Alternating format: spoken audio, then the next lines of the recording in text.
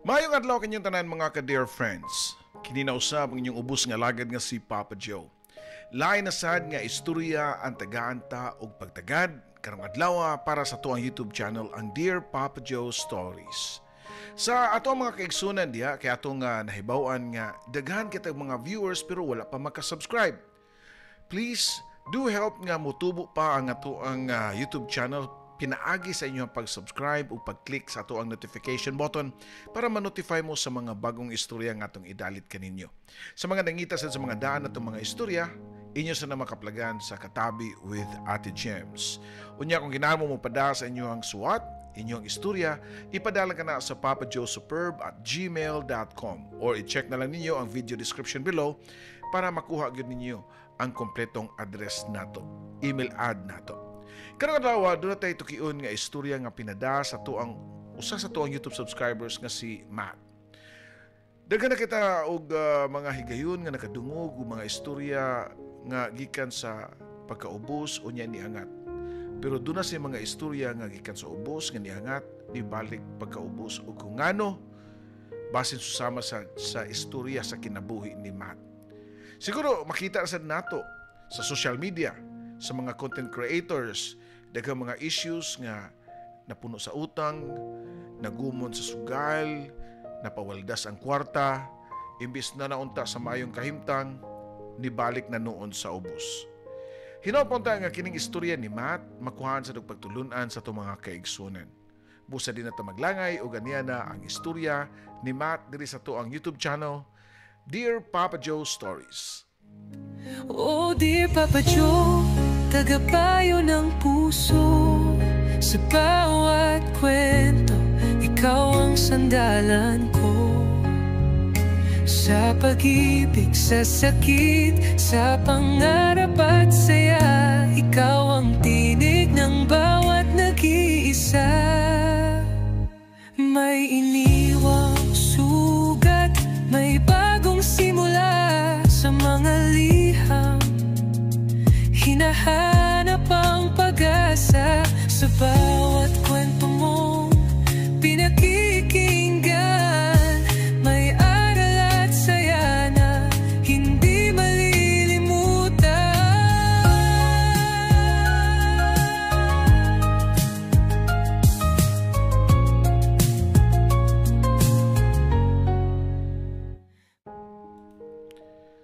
Dear Papa Joe, mayong adlaw nimo og sa tanan tigpaminawan og tiglantawan sa imuhang YouTube channel.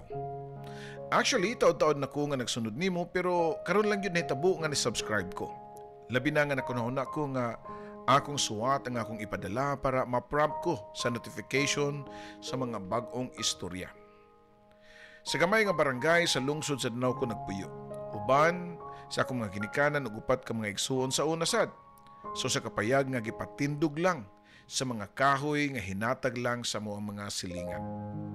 Ako diay si Matt, 45 anyos na ang edad sa pagkakaroon. Sugdan akong istorya diyang bata pa ko. Ang akong amahan, trabahante lang o helper sa panday. O ang akong inahan, kay mandawat laglabada sa among mga silingan sa una. Gamay ra ang kita, ug halos dili igo para palit gani og bugas o ginamos nga mong kaunon kada adlaw. Sa edad nga 12 anyos, nakahukom ko nga manginabuhi na. Akong giduol si mama ana usa ka adlaw, kay para nako lisod na kayo ang among kahimtang.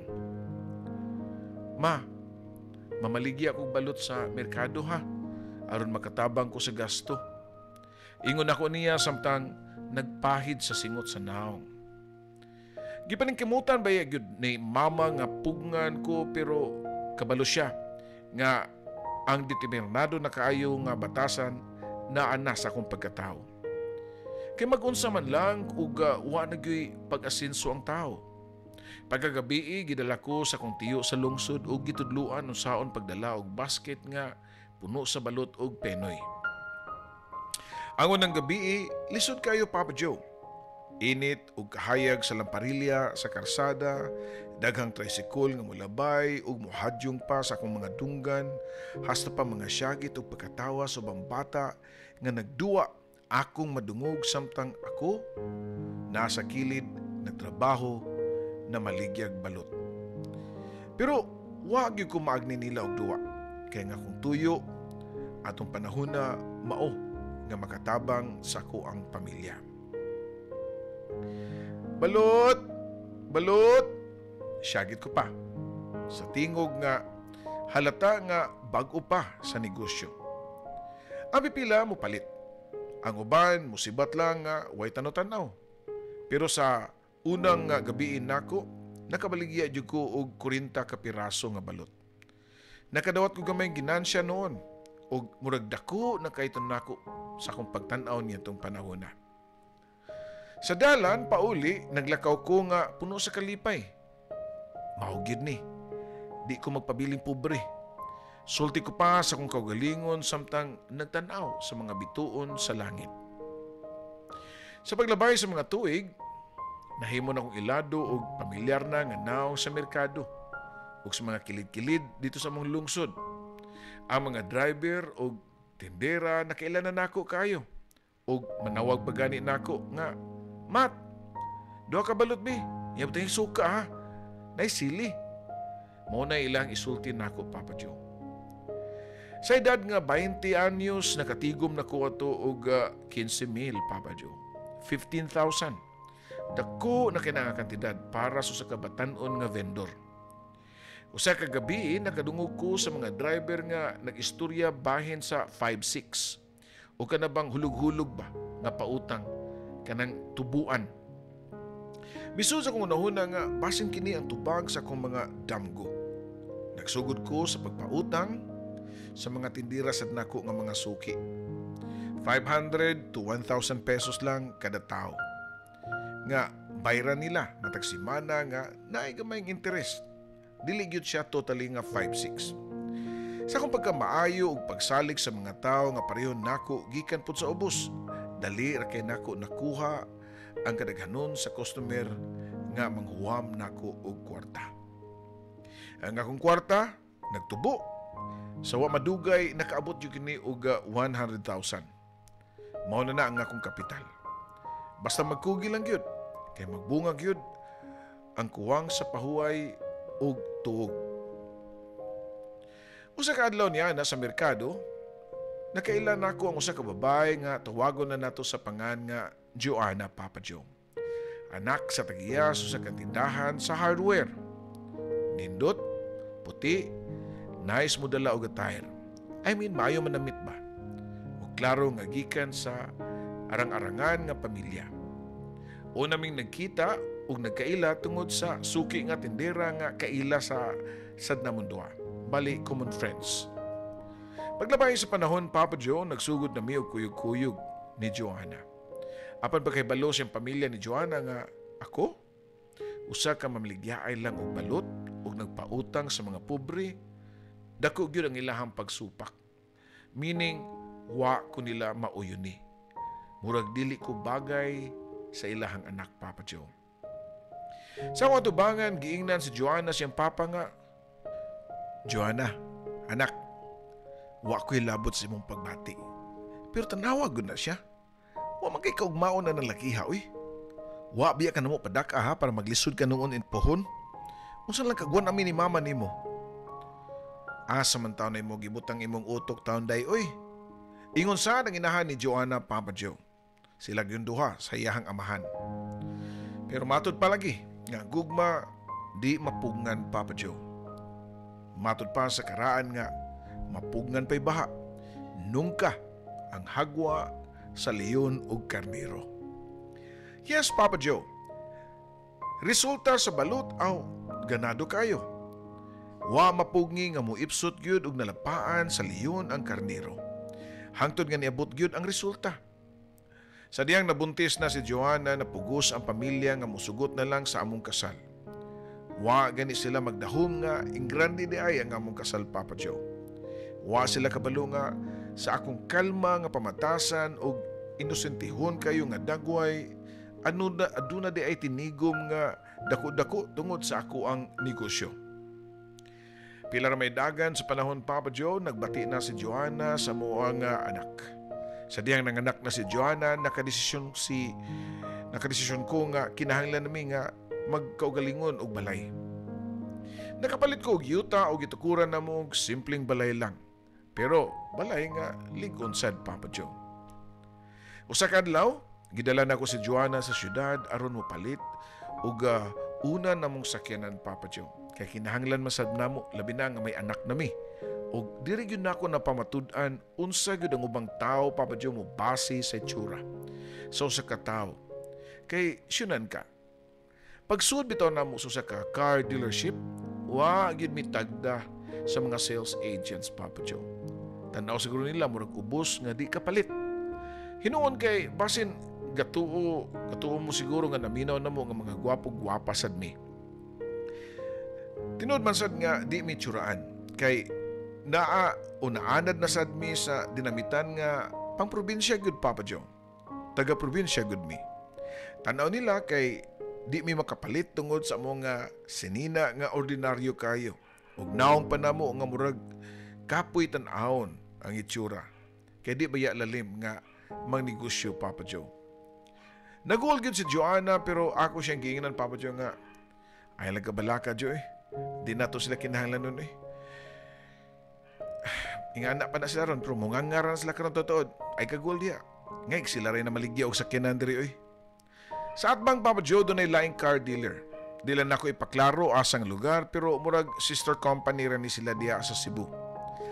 Diin giabi-abi gyud mi so sa ka sales agent nga mainiton og respetado nga pagtrato nila namo. Sa diha nga nakapili na mis na gustuhan namo sakyanan, gihatagan pa nako ang agent og extra nga cash. Ako gyud gipaklaro ba, nang hambog na lang sad ko. Kay nainsulto man ko. Abi kay di mi hitsuraan og branded og isulob. Alangan Papa Joe nga kami taga probinsya, di man sad mi magpahalata. Tulison pa lang mi. Para sa ba makamata ning ubang mga tao ba, labi na sa mga ahente nga dili gyud na sa panagway basihan ang kapasidad sa usa ka tawo. Sa kadugayan ni dako gyud pagayo ang mga negosyo Papa Joe. Nagsugod nako sa pagsulob og mga branded nga sinina. Pag-inom og mga mahalon nga bino ug pagadto sa mga lugar nga wala ko dama sa una nga matuan nako Papa Joe. Apan uban sa luho ni sud gyud ang temptasyon. Nakailaila kog lain-laing mga babay nga naghatag na kog bagong excitement ba nga wa na nako mabatyagi sa balay ug sa akong asawa.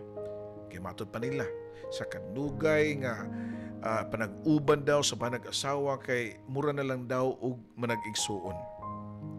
Ang gabi nga para sa akong pamilya nahimong gabi na sa sugal ug laing mga babay, chicks Papa Joe nga murag yun ko og nakabuhi sa Turil Pops. Nam sa panultihon nga uway aso nga makumkum. Niabot gyud ang panahon nga nialis nga ang aso. Nasakpan ko ni Joanna, usa ka gabi niya na nga nag-text ko sa akong chicks, samtang naglingkod ko sa may kusina.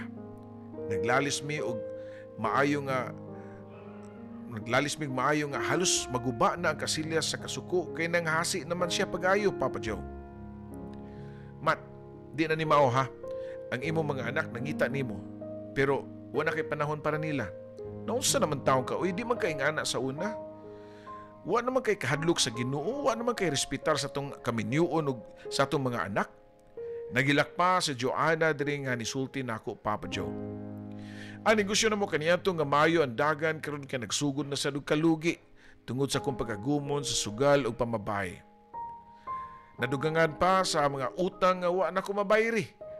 Ug sa katapusan, narimati sa bangko ang among balay kay nakaloan pa man ni Papa Joe. Si Joanna nga gikapoy na sa kasakit, nigawas gyud sa mong relasyon. Ug dala niya ang among duha ka mga anak. Ang sakyanan, giembargo sad sa bangko. Ako Papa Joe nga kaniadto gihangad sa mong lugar nga modelo sa kalampusan kay naningkamot gikan sa ubos niangat sa kinabuhi. Karon wala na. Nahimo nang sumsuman sa mga marites sa mong lugar. Usa ka buntag sa mong merkado naglakaw ko nga nagunit og basket nga puno sa balot. Ngano? Mao na ni siya. Balik sa sugod sa kanhin akong kinabuhi. Unsaon man, nabutahan man ko sa kwarta o tinud bakahan nilang giingon nga di daw maayo nga magpatanto og 5'6" kay makagaba daw. Gaba na kanin nako. Apan kaluoy di ay sa kong pamilya nga maangin sa gaba kong mauna. Sa layo, Papa Joe, ako nakita si Joanna. Ug anduhan na mo ka mga anak nga karon dagko na. Nalipay ko ug nidali ko og lakaw para makaduol nila. Pero sa diyang nagkaduol ko, gibaliwala lang ko nila. Patay mali siya. Murag way nakita. Wa gani mo tingog nako. Og ako, mura sa ko og natuk-an, Papa Joe. Hasta ang ako mga anak. Mura kog mauwaw. Nangurog ako mga tuhod samtang nagtindog sa kilid sa kalsada. Ang kahayag nga kaniadto puno sa kinabuhi, karon hinay-hinay na nga nagpalayo hangtod nga nawagtang.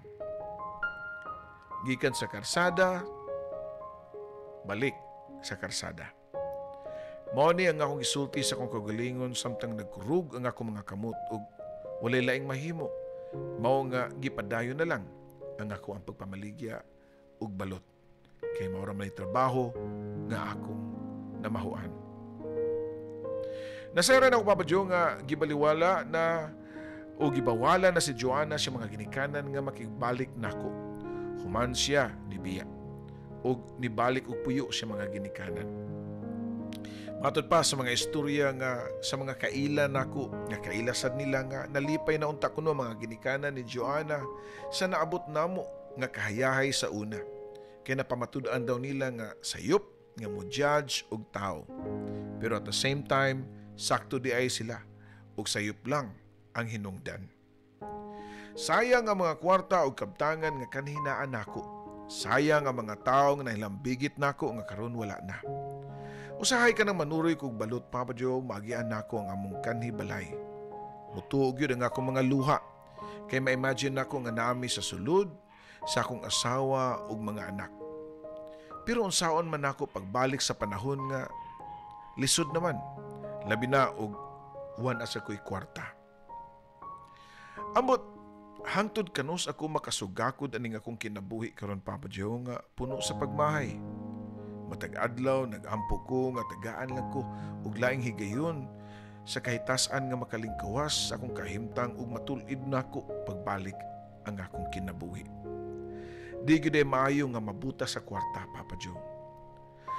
Papa Joe, salamat kaayo sa imong paghatag ug pagtagad sa akong suwat. Nasayod ko nga medyo mubo-mubo ni, pero hinaot pa nga nakuha nig pagtulunan sa imuhang mga viewers. Salamat sa diay sa akong mga suki nga niawhag nako nga i-share nako nga akong kaagi nga siya nagpadala diya kanimo, Papa Joe. Daghang salamat, imong magtatampo, Matt. Mga ka-dear friends, ang kwarta sama rin siya sa kayo ba? Kung imong gamiton sa ustang paagi, makahatag siya og kainit ug kahayag kanato. Apan kung imong pasagdan nga walay kontrol ang usa ka kayo, pwede ni siya musunog tanan. Tanan nimong butang nga imuhang gigunitan. Nga nasa imong posisyon, apil na ang imong pamilya, reputasyon ug kaugmaon. Sa una, ang kwarta makahatag og kalipay. Makakaon ka sa imong gusto, makapalit ka og mga sinina nga uso, makalibot-libot ka sa mga lugar ug sa una pa gani damgo nimo. Apan sa diha magsugod ka og o maabot na ka sa punto nga kinahanglan nga mas mulabaw pa ka sa uban, kinahanglan gyud na nga na mawitan ang uban nga kusog kay mo flex sa ilahang naabot. And then masyak na lang ka nga mawa. Mura ba kinahanglan sa uban nato nga mas mahal pa ang ilahang mga possession, ilang mga pagkaon, ilahang mga gamit, kaysa ilahang mga kaila, mga silingan. Unya, kung mao na ang batasan sa katawo nga gusto gud niya nga mulabaw, ana na magsugod ang kadaot ana niya. So, sa kwarta ang imong lifestyle mausab gina siya. Ang simple nga pagkaon, nga gikaon nato sa una, di na nato tagdon. Sa una katong iyang gisulti ni Matt, ginamos, I don't know. Karon mo balik so siya kao ginamos, pero katong kwartahan na siya, dili na siguro ginamos. Imo nang ilisan og mahalon nga pagkaon, bisan og di gyud na siya maudyo imong gusto nga makalipay, pero gusto lang nimo ipakita sa uban, labi na uso na kay karon social media, i-flex na nimo nga angat na ka, na nakaani nga restaurant, ingani nga lugar, nya ang imong mga sininaan, di na ordinaryo, pagka na kay kag mga kwintas, nya kinahanglan mga branded yun imong mga butang diha. Unya, ang uban magsugod na og bisyo. Di ba? Unya, nakadungog na ganita, mga vlogger nga nakapangutang na gani, ana, hantod nga mabargo ang ilang mga kaptangan, mapurdoy pagbalik, kay wala na ikabayad. Ingana, kay sudlan ng inom, sugal, pababay, mo na, lisod na kay kontrolong tanan. Pero ang kwarta, doon na siya tinago nga gahom. Kung imong saligan ng kwarta nga maorsay tubag sa mga problema mo, murag dili na ikaw ang nagkontrol na, murag ikaw nag-control sa kwarta na. Sumabot yun ang panahon nga di na igo imo ang kita. Mas dako nakagasto, ingana. Murag kag mabutaan sama sa istorya ni Matt. Ginaot pa nga daghan tag mga kaigsunan diya nga nakakuha og pagtulunan sa istorya ni Matt. Di man na lang yun nga pag-abot sa adlaw nga mawa na ang kwarta, tanan nga gituwag nimo mga higala, mga kanang imuhang gituhuan nga muunong nimo, mawa masanas lagi na hinay. Ang pamilya nga imong sakripisyoan tungod sa bisyo ug hambog, mawa sad na, mapalayo sad na sila. Og ikaw na sa una nga gihangad kag maayos mga tao tungod sa paningkamot, himo kang role model, nga na mahimo na lang sa kang istorya sa uban pohon. Sama ani imong gipadakaron, dako kay ni siya og ma-share sa to ang mga kaigsunan nga bitaw nakasuway sa kuana. Ang uban sad ayay tinuod din ano, dili nato nasuwayan pero na yung uban sad nga suwayan na to kadiyot gamay lang ana, di ba? Again, ang tinuod nga problema dili ang kwarta. Ang problema mao ang ato ang relasyon sa kwarta. Kung gihimo na tong Ginoo ang kwarta, mahimo gitang ulipon nini. O sa itong pagkaulipon sa kwarta, mauni siya ang sayop nga daan nga halos din nato malikayan. Ang kaparutan ni ana kung magpadata. Kini usab inyong ubos nga lagad nga si Papa Joe. Daghang salamat sa inyong pag-subscribe again. Mabuhay and God bless.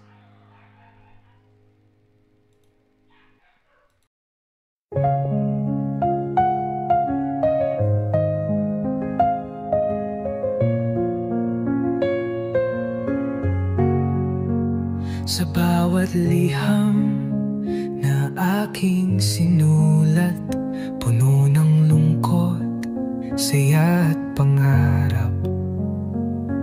Sa radyo mong tahanan ng kwento, Papa Joe, ikaw ang aming kakampi sa mundo. May luhang pumapatak, may ngiting bumabalik sa tinig mong kay lambing. Kami iyong pinapahid. O dear Papa Joe, tagapayo ng puso. Sa bawat kwento, ikaw ang sandalan ko. Sa pag-ibig, sa sakit, sa pangarap at saya, ikaw ang tinig ng bawat nag-iisa.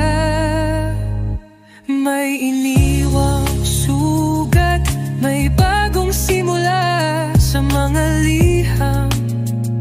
Hinahanap ang pag-asa sa bawat kwento mong pinakikinggan. May aral at saya na hindi malilimutan.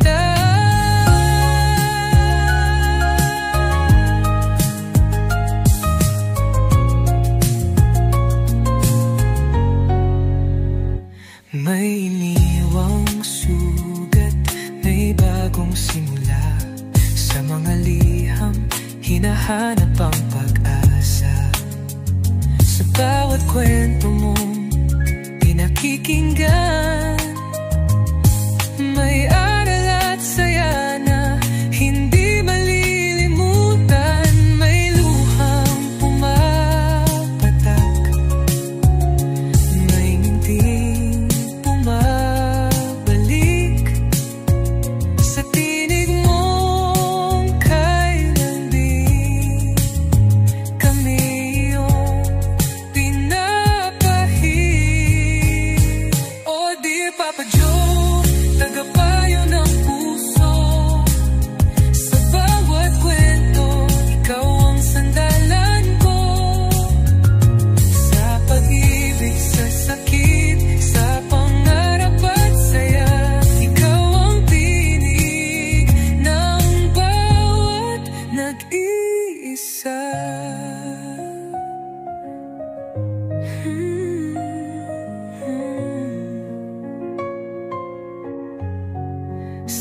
alon ng radyo, tinig mong gabay, nagbibigay pag-asa sa bawat buhay.